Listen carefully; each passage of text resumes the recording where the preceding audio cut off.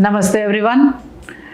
आज फिर डॉक्टर महेश परीख हमारे साथ हैं जो हमें आज बताने वाले हैं इमोशनल हेल्थ के बारे में। तो जैसे पिछले एपिसोड में हमने बात की थी कि हमें डिफरेंट लेवल्स ऑफ हेल्थ की ज़रूरत होती है, तो अब हम डिटेल्स में जानेंगे कि इमोशनल हेल्थ क्या है। तो इमोशनल हेल्थ क्या है और कैसे जानें कि हम इमोशनली हेल्दी हैं या नहीं। सर बताइए कि इमोशनल हेल्थ क्या है, जो आपने पहले बताया भी है, एक बार हम दोबारा जानना चाहेंगे, और फिर कैसे जानें कि हम इमोशनली हेल्दी हैं या नहीं हैं। इमोशनल इल हेल्थ क्या है कि हम व्यथित हो गए कि हमारे इच्छा के मुताबिक कुछ नहीं हुआ तो हम अपसेट हो जाते हैं। ये बहुत आम बात है। और जी, अपसेट तो हम हर रोज सुबह उठते ही हमारे घर पर मेड नहीं आई, या फिर हमारे घर में लाइट नहीं है, या फिर पानी नहीं आया, ऑफिस के लिए लेट हो गए, बहुत सारे कारण हैं अपसेट होने के। जी, मानी हम स्ट्रेस से घिरे हुए हैं और उसके वजह से हम अपसेट होते हैं, व्यथित होते हैं। जी, अब ये स्ट्रेस तो होने वाले हैं। ये स्ट्रेस क्या है सर? कि जब भी परिस्थिति या कोई भी क्रिया हमारे स्वभाव के अनुसार नहीं है, अनुकूल नहीं है, तब वो स्ट्रेस है। आज के युग में जो सबसे बड़ा कॉज ऑफ डेथ बताया जाता है और हर बीमारी का जो बेस रूट कॉज बताया जाता है वो स्ट्रेस बताया जाता है। तो ये स्ट्रेस तो हम हर रोज झेलते हैं। Correct. और फिर ये स्ट्रेस तो इनएविटेबल भी है, क्योंकि Correct. हमारे स्वभाव के अनुसार तो कुछ होगा नहीं। करेक्ट। और हमारी परिस्थितियां भी बदलती रहेंगी, मेड्स भी हमें तंग करेंगी, पानी भी तंग करेगा, बच्चे भी तंग करेंगे, बॉस भी तंग करेगा, सास भी तंग करेगी और स्पाउसेस भी तंग करेंगे। तो क्या करें फिर हम? हाँ, तो हम क्या करते हैं कि हमारे व्यथित होने के लिए हम दूसरों को जिम्मेदार मानते हैं। जैसे मैं तो ठीक हूँ, मेरा बच्चा बराबर पढ़ाई नहीं कर रहा है, ऐसे में चिंतित हूँ जी। या मैं तो ठीक हूँ लेकिन मेरा बॉस मेरी कदर नहीं कर रहा है, इसलिए मुझे चिढ़ लगती है। जी। मानी हम हमेशा दूसरों को अपने व्यथित होने के लिए जिम्मेवार ठहराते हैं। जी। और ये व्यथा इतनी आम है कि हम उसको नॉर्मल समझ बैठे हैं। तो व्यथा ना होना इमोशनल हेल्थ है? यस। ओके। तो इन परिस्थितियों में रहते हुए भी हम अगर स्वस्थ रह पाए, व्यथित न हो, तो वो इमोशनल हेल्थ है। तो मुझे आपकी बात से लगा कि ये सब परेशानियां तो रहेंगी, लेकिन इन परेशानियों के बावजूद हम किसी को ब्लेम ना करें और हम अपना कार्य करते रहें, इमोशनली डिस्टर्ब ना हो, इसे हम इमोशनल हेल्थ कहेंगे। करेक्ट। इंटरेस्टिंग। यस। जो स्ट्रेस है वो अनिवार्य है, इनएविटेबल है। स्ट्रेस अनिवार्य है तो मतलब स्ट्रेस होना ही चाहिए और होगा भी। हाँ जी। लेकिन जो व्यथा है, डिस्ट्रेस है, वो ऑप्शनल है। तो जैसा आपने कहा कि स्ट्रेस अनिवार्य है, इनएविटेबल है, तो फिर उससे हम कैसे बचें? हमको स्ट्रेस से बचना नहीं है, हमको ये जानना है कि उसके साथ कैसे हम निभा पाए, उसके साथ कैसे जी पाए। स्ट्रेस से दोस्ती कर लें। दोस्त तो हम आवकार करेंगे, आओ आओ जितना स्ट्रेस आने दो वो नहीं जाना है। ओके। उसके होते हुए भी हम अपना मानसिक संतुलन जारी रखें। ओके। तो स्ट्रेस को समझ लें और फिर उसके होते हुए भी अपने आप को व्यथित ना होने दें, अपने आप को परेशान ना होने दें, और फिर जानेंगे सर से कि स्ट्रेस को हम कैसे बेहतर तरीके से इस्तेमाल कर सकते हैं। और स्ट्रेस इतनी भी बुरी नहीं है जी, वो हमें मदद करता है। कैसे? स्ट्रेस के, हाँ, स्ट्रेस की वजह से हमारी कार्यक्षमता बढ़ती है। स्ट्रेस की वजह से कार्यक्षमता बढ़ती है, ठीक है, ठीक है। जैसे अगर विद्यार्थी को परीक्षा का स्ट्रेस न हो तो वो पढ़ाई करने वाला है। ठीक है। या कार इंडस्ट्री ले लो, पहले 3 मैन्युफैक्चरर्स थे, इन मीन 3, और वो जो बनाते थे बिक जाता था। लेकिन जब मार्केट खुल गए और बढ़िया मॉडल्स आने लगे तो इन तीनों पे ताले लग गए। तो मतलब कंपटीशन और आगे बढ़ने के लिए, कंपेटिटिव होने के लिए और ग्रोथ के लिए स्ट्रेस अनिवार्य है, जरूरी है। स्ट्रेस जरूरी है जी। इसको कहते हैं eustress. Eustress, useful stress. Okay जी। लेकिन जब हमको इससे कैसे कोप अप किया जाए वो मालूम नहीं है तो हम व्यथित होते हैं, और नुकसान उस व्यथा के कारण होता है, स्ट्रेस के वजह से नहीं है। तो ये जो कंपेटिटिवनेस है, एम्बिशन है, या फिर आगे बढ़ने की इच्छा है, ग्रोथ के लिए हम जब आगे बढ़ते हैं तो ये भी एक स्ट्रेस देते हैं, लेकिन ये अच्छा स्ट्रेस है क्योंकि ये हमें आगे बढ़ने को ये प्रोपेल करता है। लेकिन जब हम इस स्ट्रेस से अपने आप को व्यथित करते हैं या फिर इस स्ट्रेस से परेशान हो जाते हैं, तब ये बुरा बन जाता है, इसको डिस्ट्रेस बोलते हैं। तो मैं अपने सभी दर्शकों को ये बताना चाहूँगी कि स्ट्रेस अपने आप में बुरा नहीं है। स्ट्रेस हमें मदद करता है आगे बढ़ने के लिए, इसलिए इसको यूस्ट्रेस भी कहते हैं। लेकिन यदि हम इसी स्ट्रेस से तनाव में आ जाते हैं और व्यथित होने लगते हैं और इम्बैलेंस हो जाते हैं, अपना बैलेंस खोकर हम गुस्से में, जेलसी में या फिर नफ़रत में बदल जाते हैं, तो वो हमारे शरीर को नुकसान पहुंचाता है और वो डिस्ट्रेस कहलाता है। इससे हमें बचना है। तो जब स्ट्रेस आ गया जीवन में, तो फिर हमें क्या डॉक्टर के पास जाना चाहिए या फिर किसकी मदद लेनी चाहिए? जैसे आप एक साइकेट्रिस्ट हैं, तो एक व्यक्ति को कैसे पता चले कि साइकोलॉजिस्ट, साइकेट्रिस्ट, काउंसलर, साइकोथेरेपिस्ट या फिर मेडिकल प्रैक्टिशनर के पास या जीपी के पास कैसे हम जाने कि ये स्ट्रेस की वजह से बीमारी है और हम किसके पास जाएं? हाँ, तो उसके विशेषज्ञ होते हैं। जैसे कॉमनस्ट कौन है? तो एडवाइज़र, और वो तो मुफ्त में मिल जाती है सलाह। वो तो हम थोड़ी सी भी प्रॉब्लम आए तो दोस्तों के साथ शेयर करते हैं, घर पे शेयर करते हैं, तो वो सलाह देते हैं। बिल्कुल सही है, बराबर। और वो सलाह जो देने वाला है उसको लागू पड़ती है, लेने वाले को नहीं लागू पड़ती। तो सबसे पहला लेवल है जो एडवाइजर्स, जो हमारे घर पर पेरेंट्स हो सकते हैं, फ्रेंड्स हो सकते हैं, या फिर आसपास के जो लोग हैं, हम जिनसे बात शेयर करते हैं अपनी, तो वो सलाह दे सकते हैं। वो सलाह हमारे लिए एप्लीकेबल हो सकता है ना हो, क्योंकि that is not an expert advice.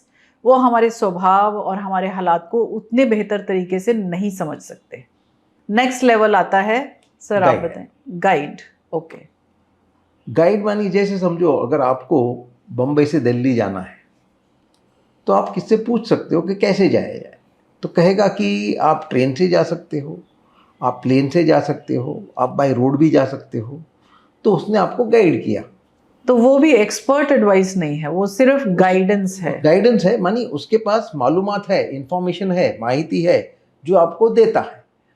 तो ऐसा व्यक्ति जिसको थोड़ी नॉलेज है या वो ऐसे हालात से निकल चुका है, वो ऑलरेडी उस मार्ग पर एक बार चल चुका है या फिर उस इमोशनल डिस्ट्रेस से निकल चुका है, इसलिए वो आपको गाइड कर रहा है, but he doesn't have the professional expertise. Third level पे देखते हैं कौन सा हमें व्यक्ति मिलता है। जी, वो है काउंसलर। जी, वो सिर्फ आपको गाइड नहीं करता है, लेकिन जो ऑप्शंस अवेलेबल है उसमें से आपके लिए कौन सा माफक आएगा, कौन सा सूटेड होगा, उसके लिए आपसे साथ चर्चा करता है, सलाह मशवरा करता है। जैसे अगर आपको जल्दी पहुंचना है तो प्लेन से जाओ, पैसे की दिक्कत नहीं है, लेकिन समय है, आराम से जाना है, ट्रेन से जाओ। या आपको पब्लिक ट्रांसपोर्ट से नहीं जाना है तो अपनी कार से जाओ। तो आपको क्या चाहिए उसके मुताबिक आपसे विमर्श करके वो एक नतीजे पे पहुंचता है कि आपके लिए ये उचित है। सो थर्ड लेवल जो है वो है काउंसलर, जिसको ज्ञान है, जो आपके साथ चर्चा करता है, जो आपको सपोर्ट करता है, आपको समझता है। जैसे सर ने अभी बताया कि उसे मालूम है आपको कहाँ जाना है, वो आपकी सहूलियत के हिसाब से, आपके कन्वीनियंस के हिसाब से कि आपको क्या चाहिए, ऐसी चर्चा करके आपको एक नतीजे पर, आपको एक डिसीजन पर ले आता है विच सूट्स यू बेटर। लेकिन वो क्वालिफाइड है, उसके बाद देखते हैं कि नेक्स्ट लेवल पे हमें कौन सी हेल्प मिलती है। जी, फिर आता है ट्यूटर। Tutor, okay. वो सिर्फ नतीजे पे नहीं पहुंचता है, लेकिन वो फॉलो अप भी करता है कि क्या आपने टिकट बुक की, क्या आपने सामान बांधा, ओके, ये step by step follow up करता है। Okay, very interesting. So next step is tutor. After counsellor we have a tutor. Counsellor ने मदद की थी हमें ये डिसीजन लेने में कि हमें कैसे जाना है, लेकिन ट्यूटर जो है वो हमें उस नेक्स्ट स्टेप पर कि कैसे हमें वहाँ जाना है उसकी भी मदद करेगा और फिर फॉलो अप भी करेगा, कॉल टू एक्शन भी लेकर आएगा, अकाउंटेबिलिटी भी रखेगा। तो वो आपके लिए हो गया ट्यूटर। जी। उसके बाद आता है मेंटर। ओके, वो भी फॉलो अप करता है लेकिन स्टेप बाय स्टेप नहीं, इन जनरल कहाँ तक पहुंचे। ओके, तो वो भी आपको आपकी जो यात्रा है उसमें मदद करता है। सो नेक्स्ट स्टेप है मेंटोर, जो आपका ओवरव्यू लेंगे, जो आपको स्टेप बाय स्टेप नहीं बता रहे हैं लेकिन ओवरव्यू रख रहे हैं कि आपको जहां पहुंचना है, क्या आपने यात्रा शुरू कर दी है, आपने चलना शुरू कर दिया है और वहां पहुंचने के लिए प्रयास कर रहे हैं। लेकिन वो आपका मेंटोर हैं और आपको सलाह दे रहे हैं, ओवरव्यू कर रहे हैं आपको, they are watching you basically. जी। और उसके बाद है साइकोथेरेपिस्ट। वो कहेगा आपको दिल्ली जाना क्यों है।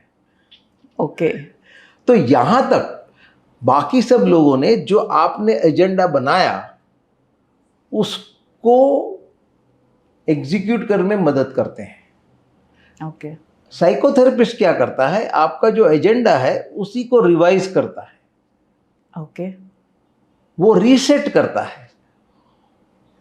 वो आपने जो एजेंडा बनाया है क्या आपके लिए वाकई ही उचित है क्या, ये ढूंढ निकालता है। जी, वेरी इंटरेस्टिंग।